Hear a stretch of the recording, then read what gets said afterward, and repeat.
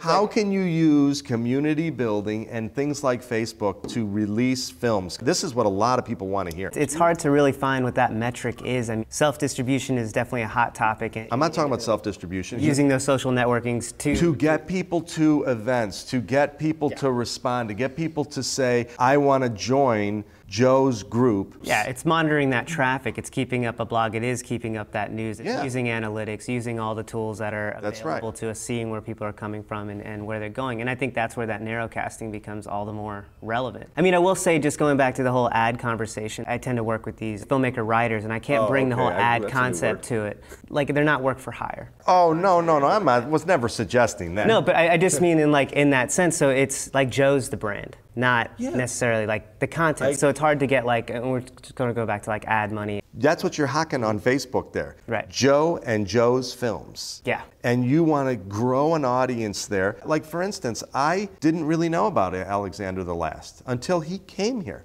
If I knew about it, I'd want to see it when I've heard about it. Sure. It proves that the marketing and the advertising for the film wasn't maybe as effective as it could be. And that's due to the weakness in the standard ways that they promote and advertise this product, which is on the VOD channel. So you have to be on the VOD channel to even. This may hurt. I think this is your job. Fair enough. Okay. And you said Joe's not in. I don't care. That's not Joe's job. You have to think about how much money goes into distribution, though. I mean, that's a whole other factor. It takes money to distribute product. It takes money to get on VOD platforms. It takes money to get into theaters. I'm not talking about any of that. You need to do all that now and get into this community building so that you can basically say, hey, Joe is shooting XYZ film in Dubuque, Iowa. Take a look at a couple behind the scenes pictures. Now you're building an enthusiasm for when Joe's product comes out. I would totally be into following that. That's not going to go so far, though, because you're going to have people that are already fans now. What about people that you might think would fit into the new fan role? You'd have to attach yourself to an established website that has that audience that you're looking for, and then that they can sit there and promote you. And most websites will do it for next to nothing if you go to the right people. And then you have a new audience to go with your old audience. So basically you combine social networking with the internet, with an established website, and you've got a new audience. Know your audience. You know, some people are going to see the film because of the specific director that's involved. Some people are going to see it because it's a comedy or whatever, and they like comedies, and they don't care who directed it, they don't care who's in it. If you can identify all the specific little communities and attack those little communities individually, I don't see why you couldn't self-distribute. I don't see why you need to fork over the big bucks for the VODs and all those sorts of things. I think those sorts of things are really going to be ratcheted back when you can make a specific sell to somebody and you're just, you're putting your stuff on Amazon. I think it could be a combination, actually. But I think you got a lot of work ahead of you. Absolutely. No, but I mean, we do use like the resources like Facebook have to offer. The effectiveness of it is hard to gauge. Really? I think that we're so inundated with become a fan of this or know about this. It becomes such a crowded environment. I'm with you, but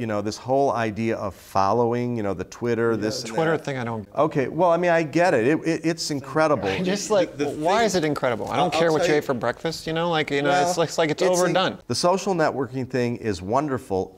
But you have to have news. Right. Your lunch is not news, okay? Behind the scenes photos of shooting this is news. God, I love seeing behind the scenes photos of filmmaking. So that's news. That's worth following. You got tons of news you could be putting on. Oh my God, you got news coming out your ears. And we do. We have a Recurve Media Facebook page where we post different jobs and things like this, but it's me specifically, I don't understand Twitter. Because Twitter is just like little blurbs, little kind of The only thing that's interesting is when Oprah first got on there and Shaq told her her cap locks was on. It's the only time I actually watched Twitter and actually went to the page because I heard Shaq was taunting Oprah. But yesterday at like 2 o'clock, I called somebody here and I said, it'd be really cool if we had like a little behind the scenes video of us making this whole video because we could use that as news to promote this show. I went to our community builder and within 15 minutes, Hakeem over here gives me a call. And I haven't talked to Hakeem in 5 years.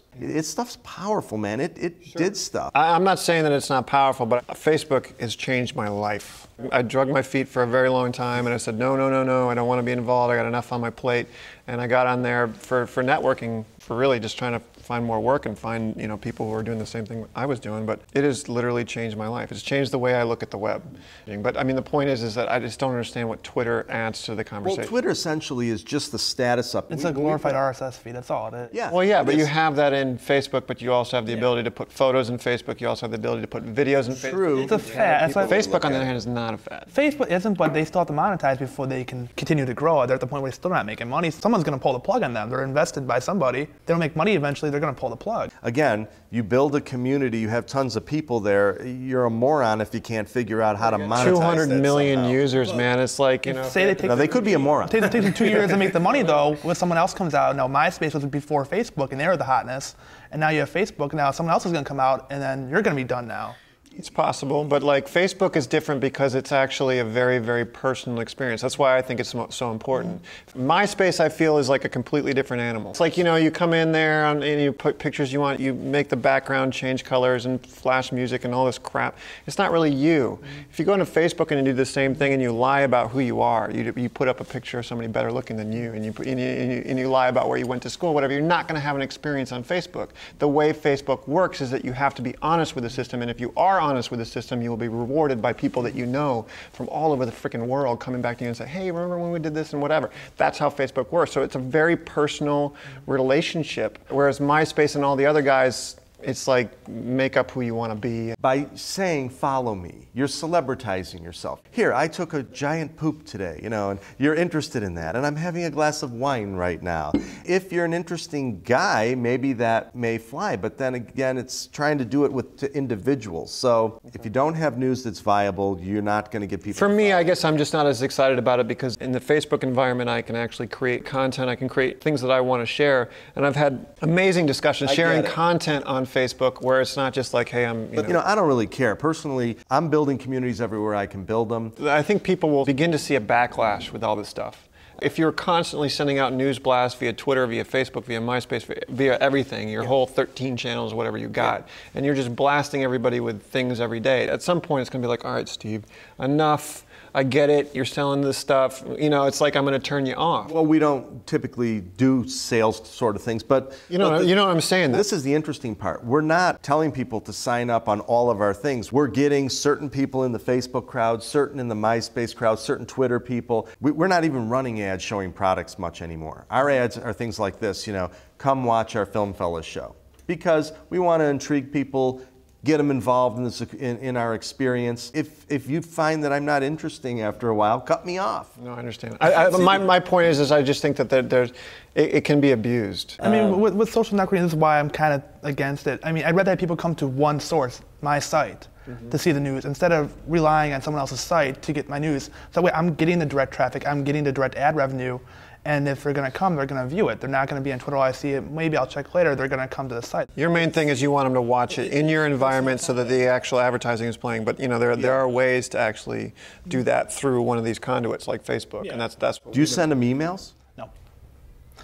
It's all, I mean, they all check off, and I have people that tell me they check 5 times a day now because they think there's going to be a new video every hour. You have an enthusiast crowd, man. That is a great crowd. I mean, we're doing 3 videos a day now, which is kind of unheard of. 3 brand new videos a day on the web, and it's going to be growing to 4, it's going to be growing to 5, and as we keep going, and we're going to have 100 people on board, so we can do 10 new videos a day, which is going to be like a TV station almost. I'm glad I met you. Yeah. Me too. That's true. All right, we got to wrap this up. This was an amazing experience for me. I mean, having you come from New York, thank you so much. Oh, it was incredible. A pleasure to meet you. It was nice to meet you too. I mean, I've known you for a while. It's always a pleasure talking to you. And you, congratulations. I think what you're doing is just amazing. Thank you very much.